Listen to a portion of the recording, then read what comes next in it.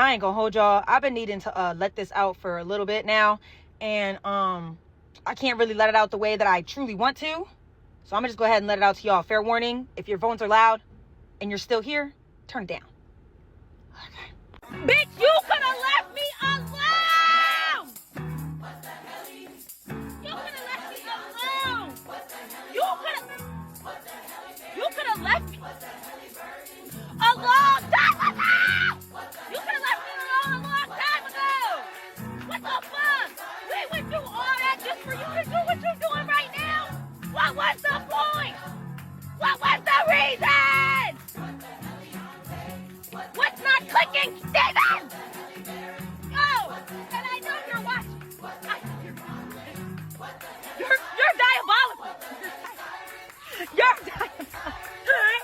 You're diabolical, twin. What the hell? Hey, the fuck is going on? Ladies, listen to me with your good eyes when I say this, and I hold your hand. If he can't meet you where the fuck you at, you leave him where the fuck he at. How is you cool? What we not finna do is continue to build these men to benefit another woman. Ask God to strengthen your discernment and lower your delusion. Sir, get the fuck out the field, okay? You want to sit over here with the big dogs. The big dogs look like heal. It looks like whole. It looks like we've done the work. We've taken accountability. We've done the unpacking. Sir, date within your action bracket. In the words of my man, Mayciano. Women, you need to understand that you are not for everybody. You get with the wrong man and they will drain the life out of you. Men, okay? Date your tribe. When you know you're not in position for yourself as a man, you need to get the fuck out the field. For real. And stop coming over here shaking up our world. You do yourself a disservice because, see, what happens is that you start to look at us and tell us that because you don't qualify for the position, now we're looking for perfection. Hey, I'm cool with being the villain in your story. And stop telling me that I think that I'm better than, baby. I am better than. See, the problem is that you so attached to the old version of me that when this new whole version of me show up, you don't even know how to receive me. But you only don't know how to receive me is because you're intimidated and because you know you're not in position. And that's okay. Get the fuck out the field, get back and do the work, and then come back when you're ready. But stop shaking up everybody's world. Boogies, as I say again, if he can't meet you where you at, you need to leave him where he is. That is not your guy. You are not for everybody, okay? I'm going to see you on the next video. Call me back. Peace. Stay single and wait for a relationship that feels effortless, that's not confusing, that's not complicated. And don't commit until you find someone who is willing to treat you right without constant reminders, because every conversation that you've had with them, they've been attentive. They paid attention to the details. They've allowed themselves to be open when it comes to you being able to speak from your heart. And stay single until you find someone who is willing to listen, process, and apply the information that you have given them, because they truly want to understand you and respect you and be able to respond well to your love language. And they value open communication and appreciation within a relationship. And stay single until you find someone that values making you feel loved, cared for, safe, and heard above everything else, because their desire is to remind you that with them, everything matters. Someone who displays wisdom and the proficiency to deal with the obligations that come with loving you. And don't settle until you find someone who chases you with the same veracity or passion before and after the relationship starts. And they keep that effort in keeping you. I've begged people to love me the way I love them. You know, and I never want to be that low in life again. Like, yo, why would you do this to us? Like, why are you acting like that? I would do anything for you. Sometimes you gotta just be like, you know what? I'm gonna meet you where you are. I'm gonna meet you where you are. Word. No love lost, just access denied. You attracted that person to you to show you to see the work you needed to do. And you might have allowed and accepted and stayed way too long and far too much because you didn't love you, and that was the work you needed to do. They just came to you as a reflection of the lack of worthiness and love you have within you to show you this very fact. See, a person that comes to bring you peace comes to bring you power. And in any regard, that ain't small talk, that's sacred. Because these days, people show up in pieces and try to rearrange your spirit like a jigsaw puzzle they ain't got the patience for. Peace don't talk over you. It don't guilt trip or gaslight. It ain't performative love with a healing hashtag. Peace knows when to pull up and when to pull you out of your overthinking. Peace holds space, not hostages. And peace got boundaries, baby, and still chooses softness. See, power ain't always loud. It ain't always front row, spotlight, main stage. Sometimes power looks like not reacting, like I peeped the chaos and still chose calm, like I know my worth, so I'm not explaining it in rooms too loud to listen. That's grown peace. That's divine power. Anybody who truly loves you gon' protect both. Because peace don't drain. It restores. It's not a performance. It's a presence. It's not about them fixing you. It's about them not breaking what you just healed in that part. We don't talk about how powerful peace really is, how someday walking in with regulated emotions and clear intentions can shift a whole atmosphere, not with force, but with frequency. Energy so aligned, it don't demand, it invites. And if they bring you that soft landing, that's unshaken peace, you better recognize that power in disguise. So from this point forward, measure their presence by your peace, not their posts, not their promises, not their potential. Because the ones who bring you real power don't need you to perform it. They just become it. And you'll feel it in your nervous system before you even process it in your mind. Baby, today I choose the whole entire piece. How do men pick who they manipulate, and how do you know when they're genuinely interested? Oh, there's always a profile to a manipulator. I'll give you some common reasons how they can tell if you're easy to abuse, manipulate, or exploit. Number one is if you're codependent. Another one, if you have low self-esteem. If you discount the positives. That's another thing. If they compliment you and you minimize yourself. If you're a catastrophic thinker, whether you magnimize things or you minimize things. If you operate from a place of low self-worth. If you shy away from just general conversations, those are the things that they pay attention to. If you have trauma, that's another thing. And if you are vocal about your trauma, if you have trauma from previous relationships, if you have negative experiences in your childhood and you are vocal about that, they can see that. They can see that in the way you speak, in the way you behave, in the way you interact with people. That is the easiest way to identify if they can manipulate you. If there are certain qualities about yourself that you find low, if you have a lack of self-confidence or anything like that, they're going to take that weakness that you have and they're going to exploit that to use it against you. That's the way that they can tell if you're a person that they can manipulate. Lying about who you are to get what you want from her infringes upon her consent. I don't like you. I want to hit it. I don't want a relationship. That's the reality. Women go, but tell me that. Where would that get us?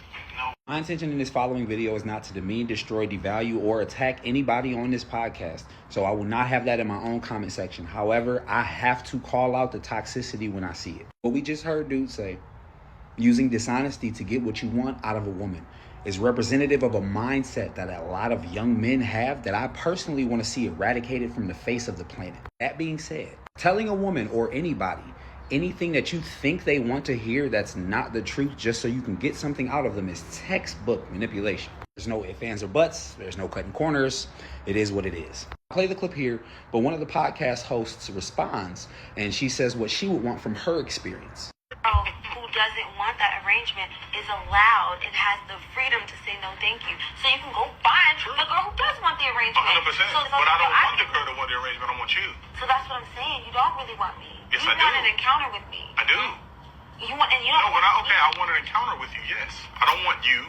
I want the encounter. However you word it. Yes. You can't have everything you want.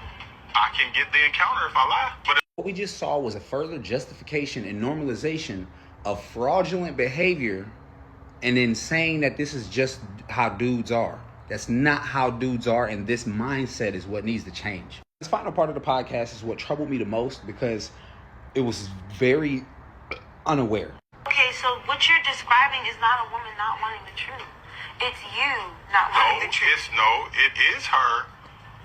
She doesn't want the truth really. Because here's my first problem, right? I'm not a licensed therapist, but I know a fear of rejection when I see one. It's not that she doesn't want to hear that you're only in it for one thing. It's that you are afraid of her telling you no after you tell her that. The second problem came later in the podcast when I realized that consent wasn't common sense.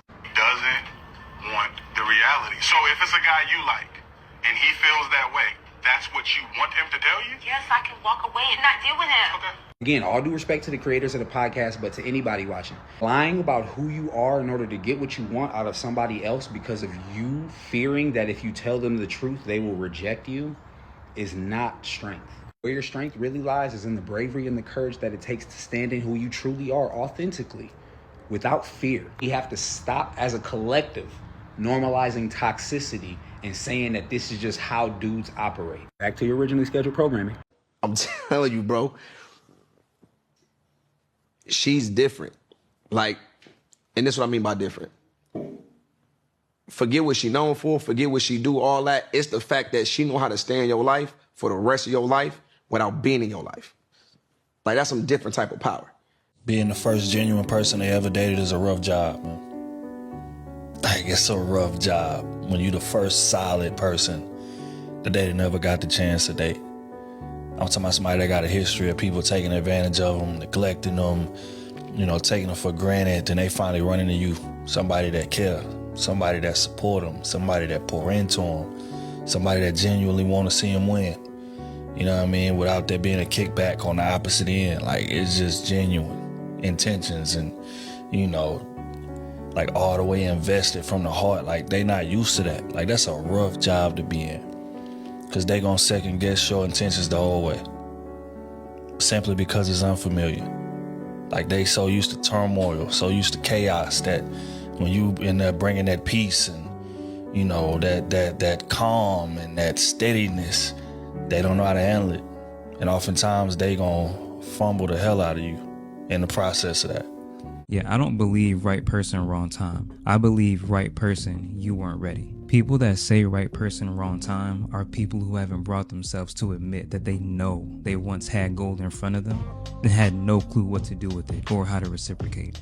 And that's pretty major, because you won't reciprocate for the one who's special, but think trying to reciprocate for the downgrade is worth it. And I bet 90% of people that say that end up going through the most diabolical losing streak in dating right after that. Right person, wrong time enables you to escape that accountability of knowing you didn't have yourself in position, which also helps you validate the position that you're in while choosing the one who's more on the level that's easy. Putting you beside somebody who doesn't deserve you, isn't prepared for longevity, and lacks what you know you need in a partner and a best friend.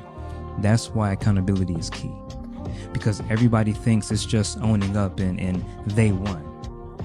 When you not taking accountability when it matters most will really put you on a path that takes years to recover from. All rejection is protection. Boom. So that's how I see it. Some of the most gifted men and women in the world are often the most underdeveloped in their character, in their soul, because nobody ever cared enough to stop and check on that soul. Don't make me break down, man. As long as that gift keeps working. This is why we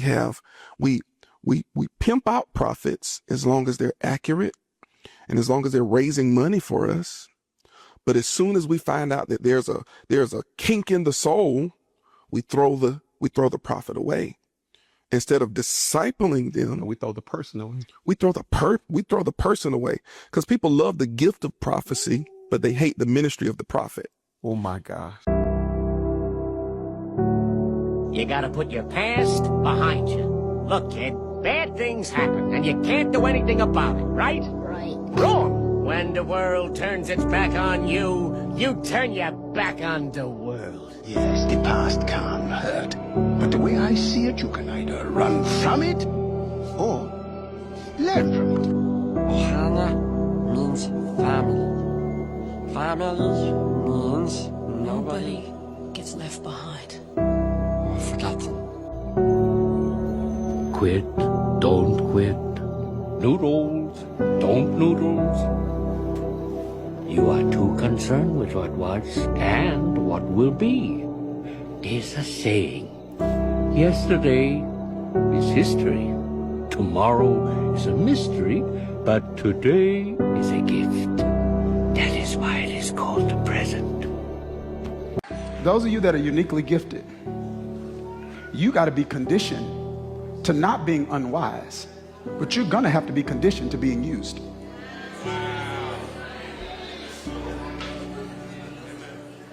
Because if you were not as good as you were, some people would not be as close as they are. That's just a fact. And it doesn't mean they're wrong. That's the consequence of the gifted.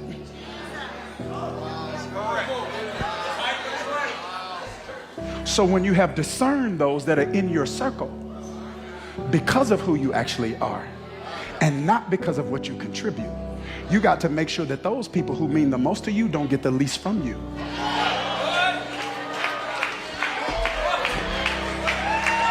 Because some people are only doing good to you because you are good.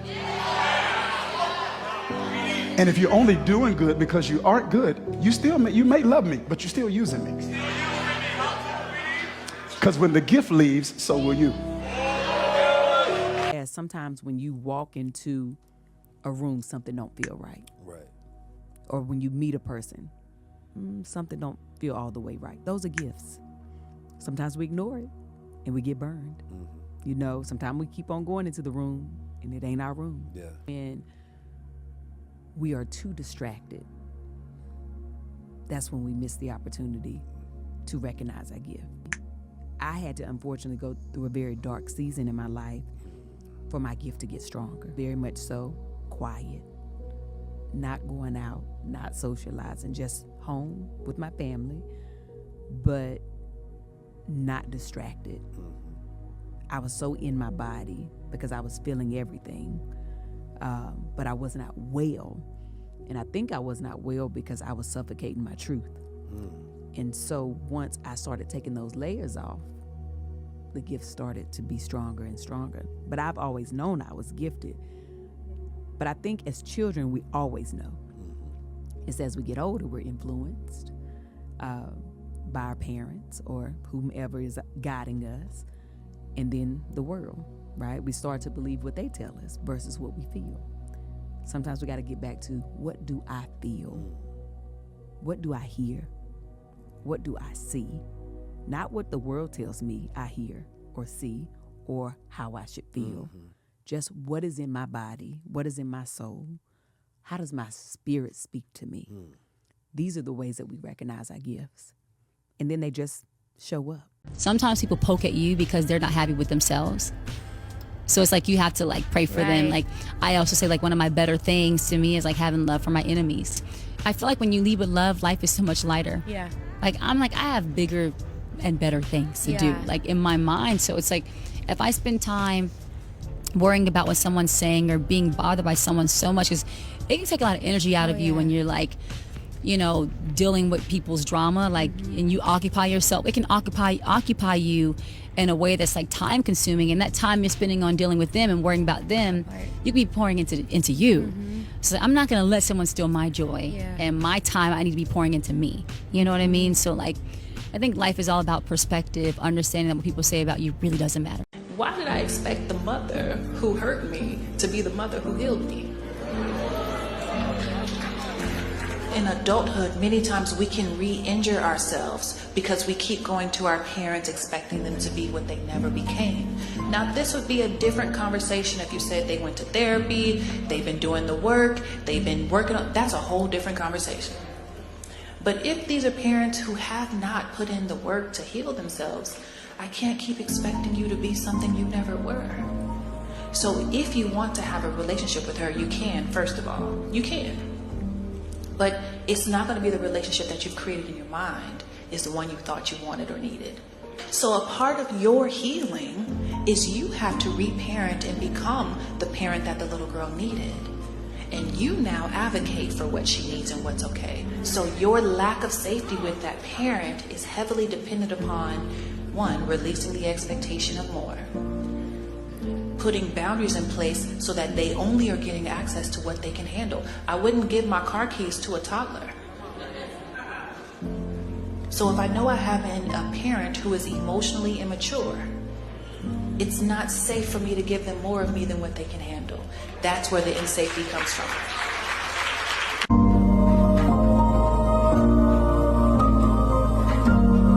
So I'm just speaking for me, and maybe someone will resonate with this, but safety isn't about always feeling good. It's about not losing who I am just to be close to someone else. I don't have to shrink to be accepted. I don't have to silence myself to keep the peace. I don't have to overperform to feel worthy. Feeling safe means I can bring the full version of me to the table and still belong. It means I can grow and still be held, be accountable and not be erased, be imperfect and still be respected.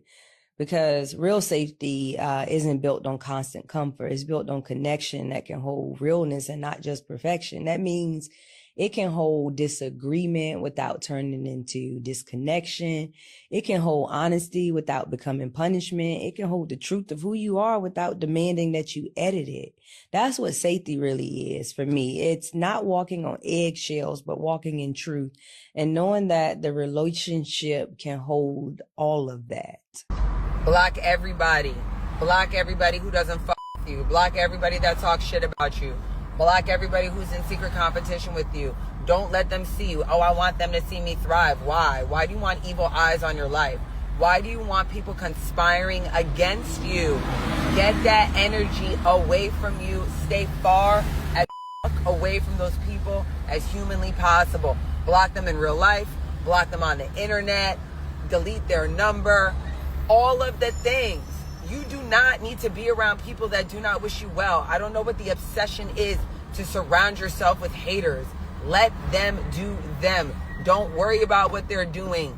Don't know what they're doing. Don't speak ill on them. Don't speak well on them. Words are spells. Just get them the fuck out of your cipher and out of your aura. Make room for the people that do love you. Mind your business. Drink your water. Inshallah.